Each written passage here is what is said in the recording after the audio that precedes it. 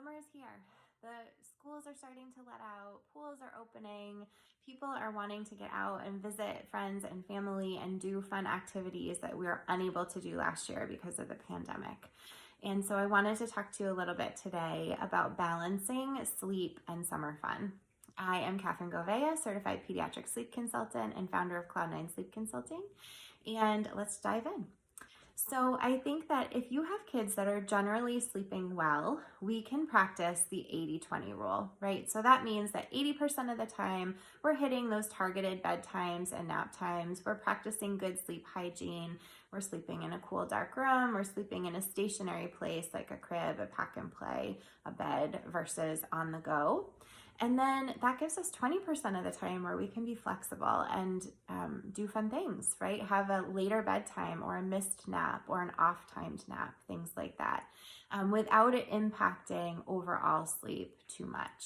You may find that for your child, two nights in a row of off naps or late bedtime can produce a negative impact, like an early morning wake up, versus if you do, on Monday you have a missed nap and then on Thursday night, you have a late bedtime, you don't see any impact. So some of it you might have to play around with a little bit, but in general, that's a good rule of thumb. The other question that a lot of families have asked me lately are, how do we shift bedtime to be slightly later over the summer? Kids don't need to get up early for school anymore. We would love it if kids could sleep in a little bit, and if they could stay up a little bit later, it would be more flexible for our family's schedule.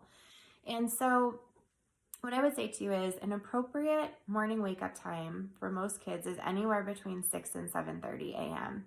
So some kids will sleep later than that, but it's still pretty normal to have a wake up between 6 and 7:30. So no matter what you do to bedtime, you might find that the morning wake up still falls within that window. And so then we need to be careful about not getting kids overtired by pushing bedtime too late. But one thing that you could try is pushing bedtime later by 15 minutes every couple of days to see how that impacts morning wake up. And if your child is napping, you could at the same time push nap times back by 15 minutes and kind of see. You can play around with it until you find that sweet spot where they're going to bed at a preferred time for you, but it's not impacting overnight sleep and it's not resulting in an early morning wake up.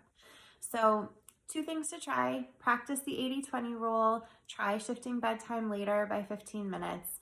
Most of all, just give yourself grace to enjoy this summer. I think that it's been a long year for all of us, and it's really fun to be able to get back out in the world and see friends and family and do fun things together.